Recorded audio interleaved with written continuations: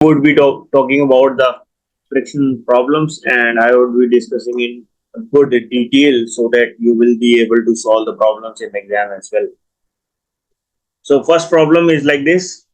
This is the homework problem that I have asked in the previous lecture. So let me see what the problem is. A 20 kg metal block is placed on a rough horizontal surface. The block just begins to slide when the horizontal force of 100 Newton is applied to it. Calculate the coefficient of static. First we'll read up to this point only. देख लेते हैं हम इसमें यहाँ पे दिया हुआ है कि एक 20 केजी का मेटल ब्लॉक है, ये 20 केजी का मेटल ब्लॉक है और ये किसी हॉरिजॉन्टल सरफेस के ऊपर रखा हुआ है। ये हॉरिजॉन्टल सरफेस के ऊपर रखा हुआ है, मान लेते हैं ये आपका हॉरिजॉन्टल सरफेस है, इसके ऊपर ये रखा हुआ है। The block just begins to slide when a horizontal force of 500 Newton is applied on this. तो इसके ऊपर एक हम फोर्स लगा देते हैं। ये फोर्स जो है, ये फोर्स हम लगा रहे हैं इसके ऊपर 100 न्यूटन राइट साइड।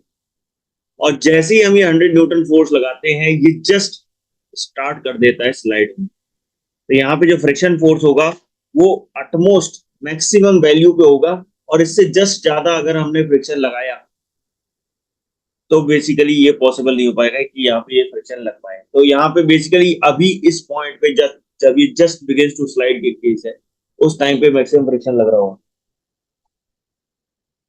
और यहाँ पे जो फ्रिक्शन फोर्स लग रहा होगा, ये लग रहा होगा 100 न्यूटन। अब इससे ज्यादा हमने जैसे ही फोर्स लगाया तो बेसिकली क्या होगा, ये मोशन करना स्टार्ट कर देगा। तो यहाँ पे हम ये मान के चलेंगे कि यहाँ पे स्टैटिक फ्रिक्शन फोर्स जो है वो अपनी मैक्सिमम वैल्यू पे है। क्यों मैक्सिमम वैल्यू पे है? क्योंकि इसके बाद जस्ट ये ऑब्जेक्ट स्लाइड होना स्टार्ट कर देता है। तो मैंने आपको दिखाया था पिछली बार एनिमेशन में भी, पिछली वीडियो में, कि जैसे ही कोई ऑब्जेक्ट जो है उसके ऊपर फोर्स बढ़ते बढ़ते बढ़ते बढ़ते इतना ज्यादा हो जाता है कि वो स्टैटिक फ्रिक्शन की मैक्सिमम वैल्यू को भी पार कर जाता है, तो जो बॉडी है वो चलना स्टार्ट कर देती है। तो यहाँ पे जो बॉडी पे फोर्स लग रहा होगा वो 100 न्यूटन लग रहा होगा लेफ्ट साइड से, तभी यहाँ पे स्टैटिक फ्रिक्शन भी मैक्सिमम वैल्यू पे होगा, और इस केस में ये ऑब्जेक्ट जस्ट अपनी मैक्सिमम वैल्यू पे होगा और ये बॉडी जो है वो चलना स्टार्ट कर देगी। तो यहाँ पे अगर हमें स्टैटिक फ्रिक्शन का कोएफिशिएंट निकालना है इन दोनों सरफेसेस के हिसाब से, तो हमें पता है एफएस मैक्सिमम का वैल्यू होता कितना है, एफएस मैक्सिमम होता है म्यू एस इंटू एन। और यहाँ पे अगर हम देखें तो ये वैल्यू कितनी हो जाएगी, म्यू एस एन की वैल्यू हो जाएगी हमारे पास 100 न्यूटन। और यहाँ पे नॉर्मल किसके बराबर होगा, normal reaction on this body is an, और नीचे इस पे जो फोर्स लग रहा होगा, नीचे जो फोर्स लग रहा होगा दैट इज एम जी। और एम जी यहाँ पे कितना होगा, 20 इंटू जी। तो ये हो गया आपका, अगर मैं जी को 10 लेके चल रहा हूँ तो यहाँ पे 200 न्यूटन जो है वो नीचे की साइड फोर्स लग रहा होगा ड्यू टू ग्रेविटी, और यहाँ पे नॉर्मल भी कितना हो जाएगा, 200 न्यूटन। तो अगर हमारे पास एन की वैल्यू 200 न्यूटन है, तो यहाँ से हम क्या कर सकते हैं, म्यू एस इंटू कितना कर देंगे 200, और ये किसके बराबर हो जाएगा, 100 के बराबर। यहाँ से म्यू एस की वैल्यू कितनी आ जाएगी, 0.5 आ जाएगी। तो यहाँ पे जो फ्रिक्शन कोएफिशिएंट होगा, स्टैटिक फ्रिक्शन कोएफिशिएंट होगा, वो म्यू एस की वैल्यू होगी 0.5। और ये पहला प्रॉब्लम आपको समझ में आ गया होगा कि स्टैटिक फ्रिक्शन का वैल्यू कितना है। अब ये बॉडी जो है जैसे ही मोशन में आ जाएगी, ये पहला पार्ट था। अब मान लेते हैं ये बॉडी जैसे ही मोशन में आ गई, ये बॉडी के पास कुछ ना कुछ स्पीड होगी। यहाँ पे ये जो 20 केजी ऑब्जेक्ट है, इसके पास कुछ ना कुछ स्पीड होगी, मान लेते हैं स्पीड है v। लेकिन यहाँ पे एक कांस्टेंट फ्रिक्शन लग रहा होगा जो कि काइनेटिक फ्रिक्शन होगा, पीछे की साइड लग रहा होगा। और हमें यहाँ पे कितना फोर्स लगाना पड़ेगा सो दैट कि ये ऑब्जेक्ट जो है लगातार उसी स्पीड से मोशन करता रहे। तो हमें पता है फर्स्ट लॉ के हिसाब से कि अगर मान लेते हैं किसी भी बॉडी के ऊपर नेट फोर्स 0 है, तब भी वो कांस्टेंट स्पीड से मोशन कर सकती है। तो अगर हमें यहाँ पे मिनिमम फोर्स निकालना है, तो मिनिमम फोर्स कैसे निकालेंगे, तो that minimum force must be equal to F के की वैल्यू। और एफ के कितना है, म्यू के इंटू एन, म्यू के इंटू एन कितना होगा, ये म्यू के इंटू एन के बराबर हो जाएगा।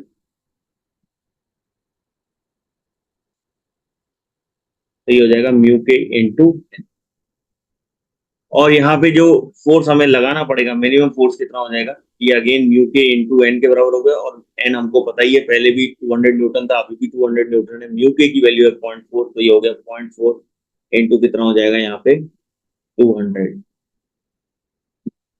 तो यहाँ से अगर हम देखें तो ये वैल्यू कितनी हो जाएगी, ये हो जाएगी 80 न्यूटन। तो आप ये समझ पा रहे हैं कि अब यहाँ पे जो फोर्स आपको लगाना पड़ेगा, क्योंकि अब मोशन में आ चुका है, तो केवल आपको 80 न्यूटन फोर्स लगाना है, सो दैट कि ये बॉडी जो है वो कांस्टेंट इसी स्पीड से मोशन करती रहे। तो ये हो जाएगा minimum force that is required to maintain its uniform motion. तो यहाँ पे ये इसका आंसर जो हो जाएगा आपका 80 न्यूटन हो जाएगा, और इसका आंसर जो हो जाएगा आपका 0.5 हो जाएगा। होप ये प्रॉब्लम आपको समझ में आ गई होगी बहुत अच्छे से। आपको कोई भी डाउट हो please ask me in the comment box. ठीक है, चलिए हम नेक्स्ट क्वेश्चन पे चलते हैं। नेक्स्ट क्वेश्चन है कि body of weight 50 newton is placed on a rough surface if the force required to move the body on the surface is 30 newton, find the coefficient of the friction. तो again यहाँ पे similar type का ही question है, यहाँ पे देखते हैं। जैसे यहाँ पे एक ये हॉरिजॉन्टल सरफेस है, और मान लेते हैं एक बॉडी आपने इसके ऊपर रख दी। इस बॉडी का जो वेट है वो है 50 न्यूटन। तो यहाँ पे जो mg होगा वो नीचे की साइड एक्ट कर रहा होगा। mg यहाँ पे कितना हो जाएगा, 50 न्यूटन हो जाएगा। और ये रफ सरफेस के ऊपर रखा है, ये rough surface, this is your rough surface. ठीक है, अब यहाँ पे हो क्या रहा है, if the force required to move the body on the surface is 30 newton, यहाँ पे 30 न्यूटन फोर्स लगाया जाता है, सो दैट कि ये बॉडी जस्ट स्टार्ट करते हैं मोशन करना। तो यहाँ पे जो स्टैटिक फ्रिक्शन होगा ये मैक्सिमम वैल्यू को होगा, और इससे जस्ट ज्यादा फोर्स लगाने पर ये जो बॉडी है ये राइट साइड मोशन करने लगी। तो यहाँ पे अगर मैं देखूं तो नॉर्मल फोर्स जो है वो ऊपर की साइड लगेगा, और ये नॉर्मल फोर्स कितना होगा, 50 न्यूटन होगा, क्योंकि ये बैलेंस तो रहेगा वर्टिकल डायरेक्शन में। हॉरिजॉन्टल डायरेक्शन में अगर हम देखें तो राइट साइड जो फोर्स लग रहा है वो लग रहा है 30 न्यूटन। एफ एस मैक्सिमम जो पीछे की साइड जो फोर्स लगेगा वो भी कितना होगा, 30 न्यूटन लग रहा होगा एट इट्स मैक्सिमम वैल्यू। और जैसे ही फोर्स 30 न्यूटन से ज्यादा लगेगा ये बॉडी जो है वो चलने लगेगी। तो इसका मतलब एफ एस मैक्सिमम की वैल्यू कितनी होगी आपके पास, that is equal to 30 newton. और एफ एस मैक्सिमम होगा कितना, एफ एस मैक्सिमम होगा कितना, ये होगा 30 न्यूटन। और यहाँ पे अगर अपन देखें तो ये हो जाएगा म्यू एस इंटू एन के बराबर, और ये हो जाएगा 30। अब हमें पता है एन की वैल्यू कितनी है, एन की वैल्यू है 50 न्यूटन, और राइट साइड जो वैल्यू है वो है 30 न्यूटन। तो यहाँ से म्यू एस की वैल्यू कितनी आ जाएगी, 3/5, दैट इज इक्वल टू 0.6। तो यहाँ पे जो स्टैटिक फ्रिक्शन का कोएफिशिएंट होगा वो कितना हो जाएगा, 0.6 हो जाएगा। यहाँ पे आंसर कितना बनेगा, 0.6। जो मास है वो है m, और नीचे जो फोर्स लग रहा है वो लग रहा है mg, और ऊपर लग रहा है नॉर्मल। तो what is the value of the static friction force on the block. तो स्टैटिक फ्रिक्शन फोर्स इसके ऊपर लगेगा, बहुत अच्छा क्वेश्चन है, क्या इसके ऊपर स्टैटिक फ्रिक्शन फोर्स लगेगा, क्योंकि यहाँ पे कोई भी फोर्स ऐसा नहीं है जो इसे हॉरिजॉन्टल डायरेक्शन में मोशन देने की कोशिश कर रहा है। तो जब फोर्स ही नहीं है तो रिलेटिव मोशन नहीं हो रहा, और जब फोर्स नहीं है, रिलेटिव मोशन नहीं है, तो यहाँ पे जो फ्रिक्शन है वो भी नहीं लगेगा। क्यों नहीं लगेगा, क्योंकि यहाँ पे अगर फ्रिक्शन लगना होता तो यहाँ पे कुछ ना कुछ मोशन होने की टेंडेंसी होती कि भाई एक ऑब्जेक्ट का दूसरे ऑब्जेक्ट के ऊपर मोशन करने की टेंडेंसी होती, लेकिन यहाँ पे टेंडेंसी नहीं है। तो यहाँ पे जो फ्रिक्शन फोर्स हो जाएगा, स्टैटिक फ्रिक्शन फोर्स हो जाएगा, उसकी वैल्यू कितनी हो जाएगी, 0 हो जाएगी। स्टैटिक फ्रिक्शन फोर्स कितना हो गया, 0। तो यहाँ पे स्टैटिक फ्रिक्शन फोर्स की वैल्यू कितनी हो जाएगी, 0 हो जाएगी। नेक्स्ट प्रॉब्लम पे आगे बढ़ते हैं। नेक्स्ट क्वेश्चन कुछ ऐसा दिया है, find the magnitude of the friction force acting on and the direction if any g is equal to 10 metre per second square. तो यहाँ पे दिया हुआ है कि ये 5 kg का ब्लॉक है, और इस पे एक इधर की साइड फोर्स लग रहा होगा 22। यहाँ पे जो एंगल दिया हुआ है, ये एंगल दिया हुआ है 37 डिग्री। तो अगर मैं लेफ्ट साइड देखूं तो लेफ्ट साइड कितना फोर्स लगेगा, तो ये हो जाएगा 20 cos 37, और वर्टिकल डायरेक्शन में जो फोर्स लगेगा वो कितना हो जाएगा, 20 sin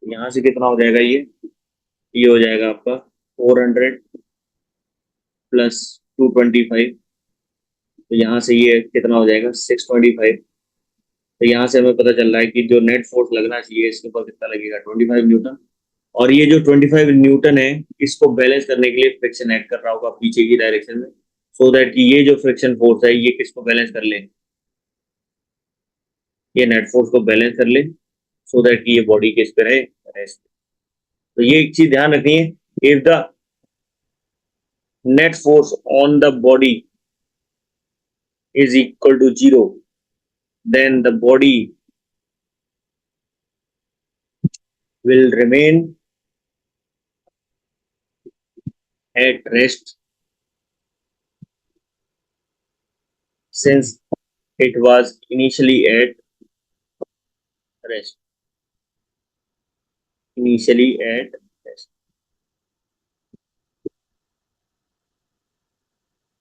And this net force need to be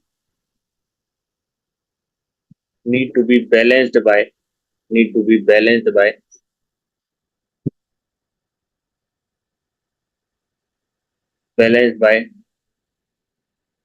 the friction force.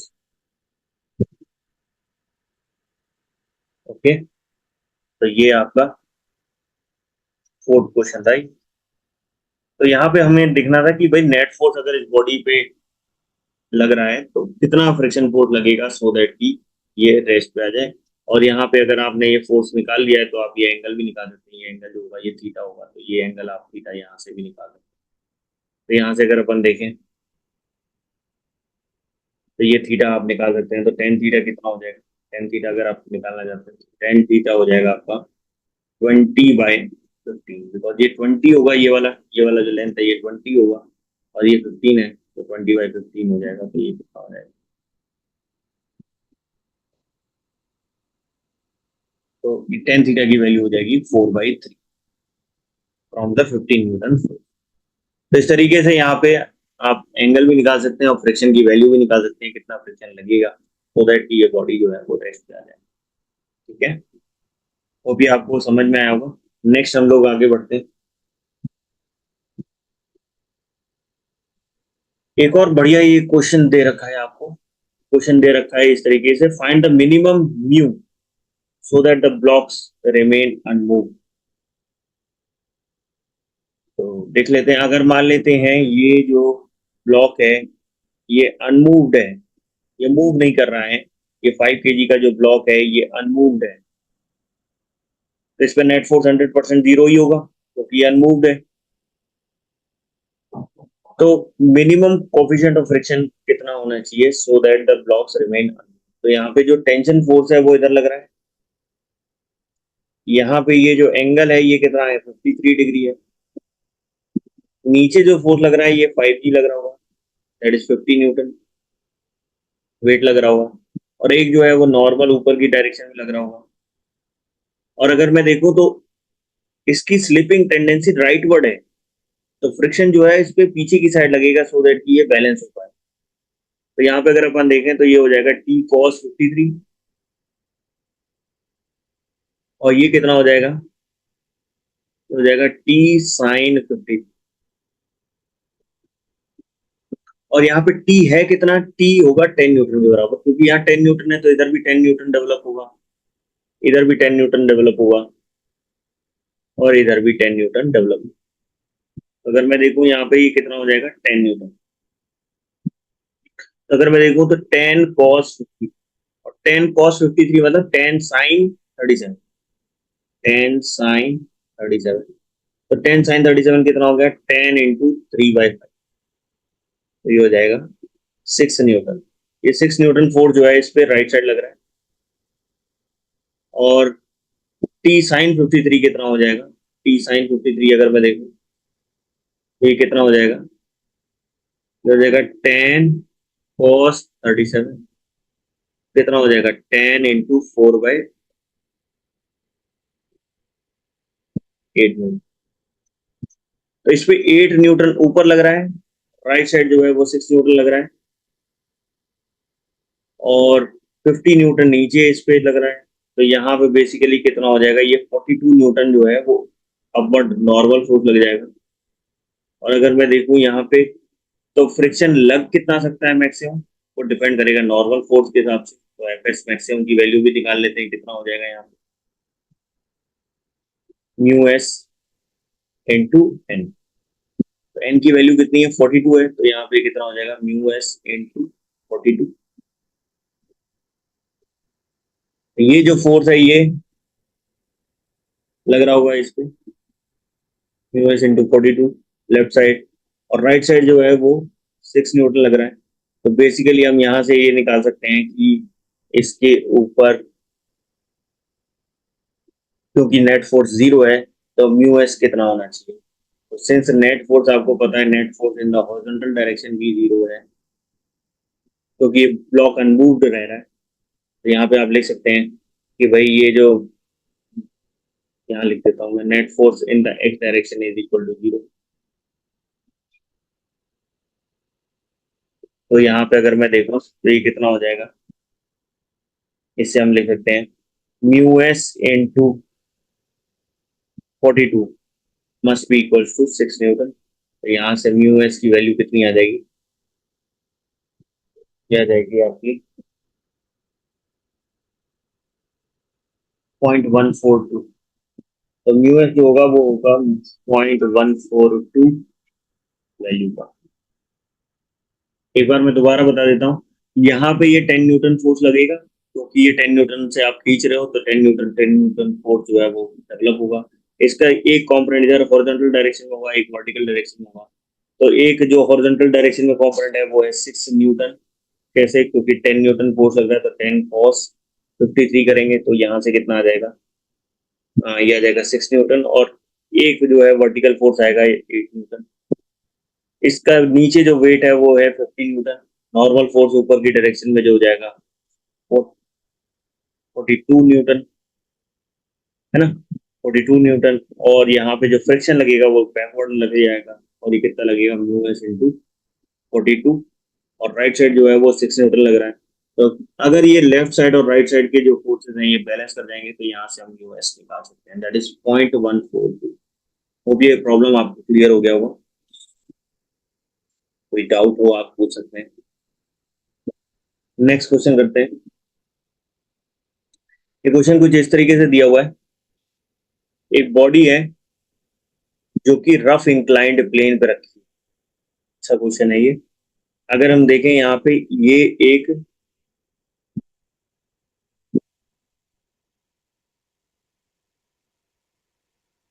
Rough inclined plane पे रखा है,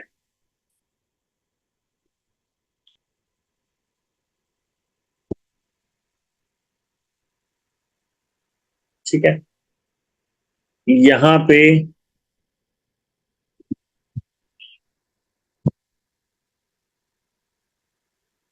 इसका मास हम ले लेते हैं, इसका inclination, angle of inclination theta है, उसको इंक्रीज किया जाता है 0 से 90 तक। The contact force, the contact force between the block and the plane क्या है। देखिए पहली बात तो कॉन्टैक्ट फोर्स होते कौन, तो कॉन्टैक्ट फोर्स यहाँ पे दोनों है, कॉन्टैक्ट फोर्स में दोनों चीज आती है। एक तो आपका फ्रिक्शन आता है, और दूसरा क्या आता है आपका, दूसरा आता है आपका नॉर्मल फोर्स, नॉर्मल कॉन्टैक्ट।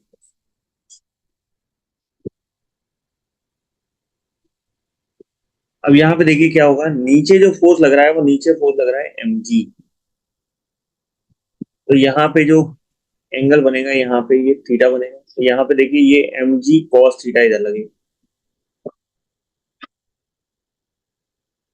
और अगर मैं इस वाली डायरेक्शन में नॉर्मल देखूं, तो ये नॉर्मल कितना लगेगा, नॉर्मल क्योंकि बैलेंस करेगा mg cos थीटा को, तो नॉर्मल mg cos थीटा के बराबर हो जाएगा।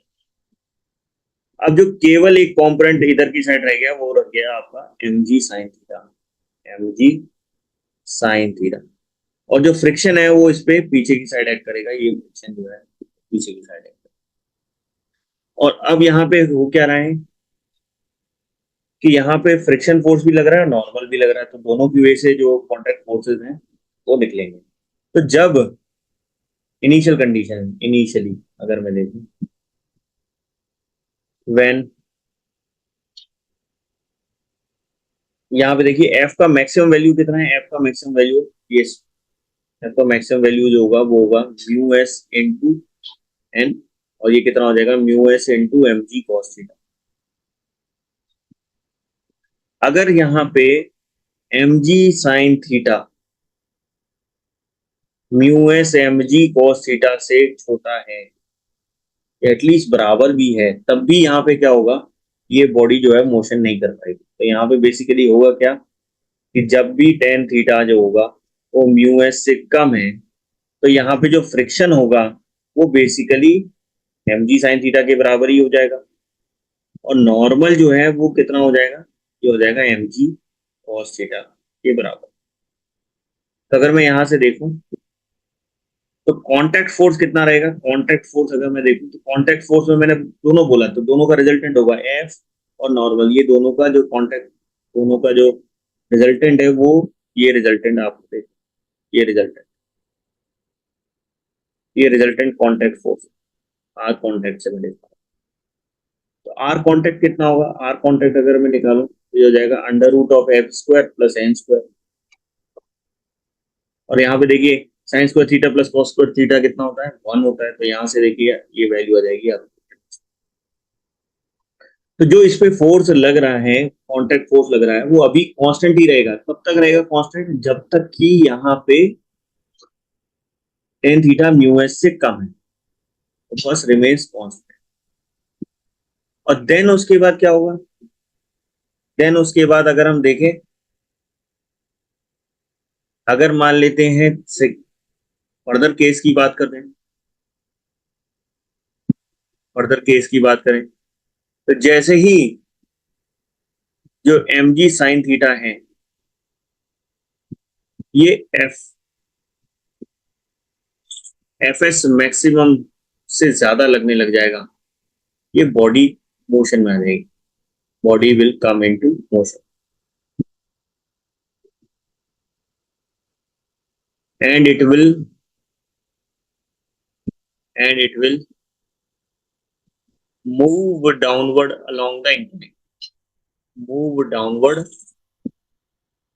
along the incline, incline के along नीचे जाएगा।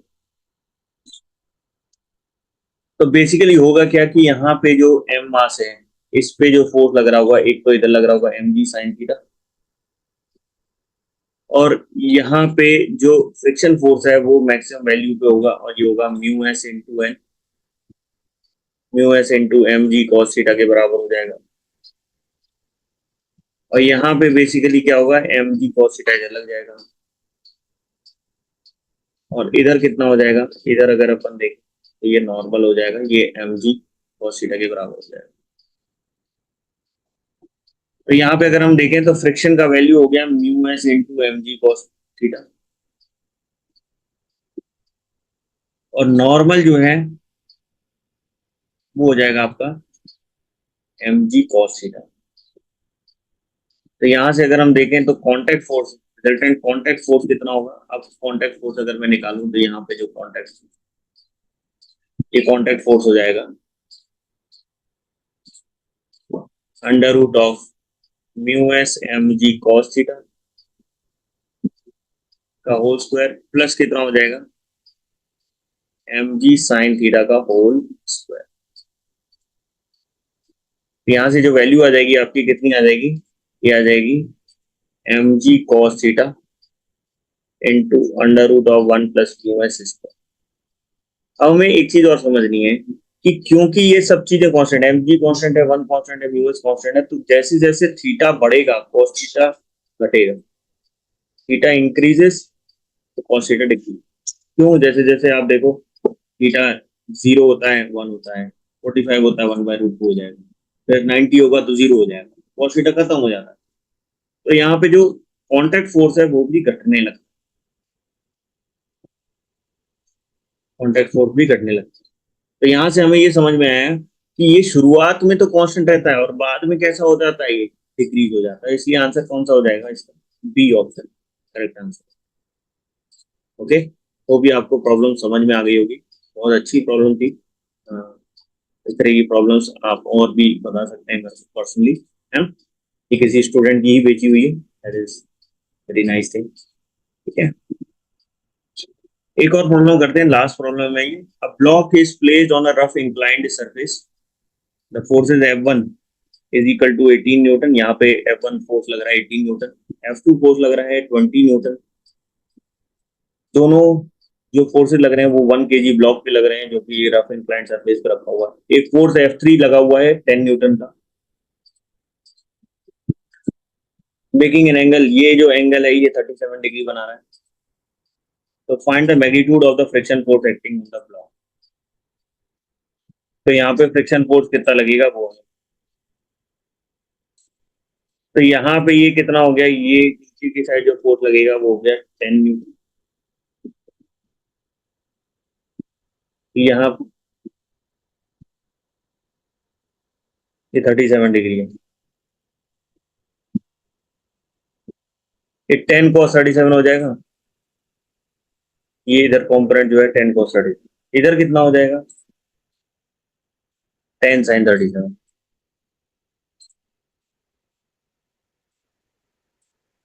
और यहाँ पे देखिए, ये जो है F2 4 जो है वो 20 न्यूटन लग रहा है।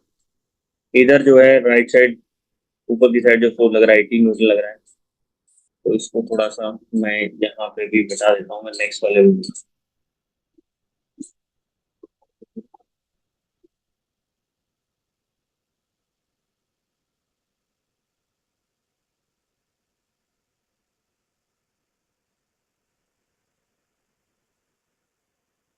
देखिए यहाँ पे ये इंक्लाइंड प्लेन है, मैं इसका फ्री बॉडी डायग्राम बना देता हूँ। देखिए ये ब्लॉक है, ये 37 डिग्री का एंगल है, यहाँ पे 18 न्यूटन फोर्स जो है वो ऊपर की साइड लग रहा है, ये 20 न्यूटन का फोर्स जो है वो ऊपर से नीचे की साइड लग रहा है।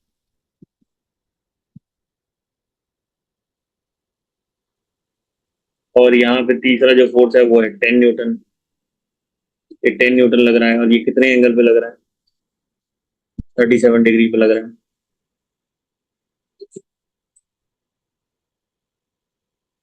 यहाँ पे देखिए,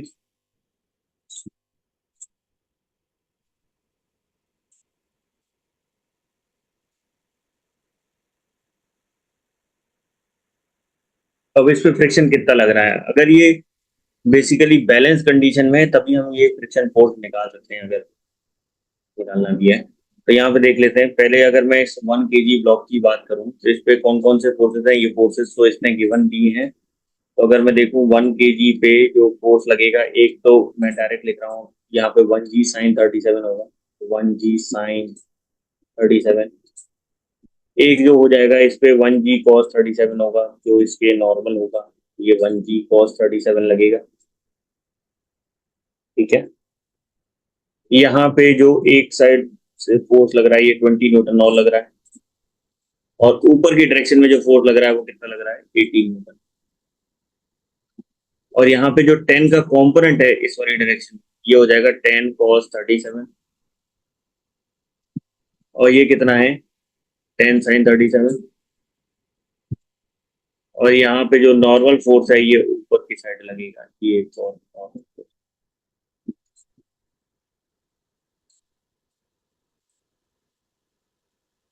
ठीक है, तो यहाँ पे हम हॉरिजॉन्टल डायरेक्शन में मतलब ये इस इंक्लाइंड प्लेन के अलोंग देखते हैं कौन कौन से फोर्सेज हैं। एक तो 20 न्यूटन ये लग रहा है, और एक 1 g sin 37 और लग रहा होगा, दैट इज 10 × 3/5।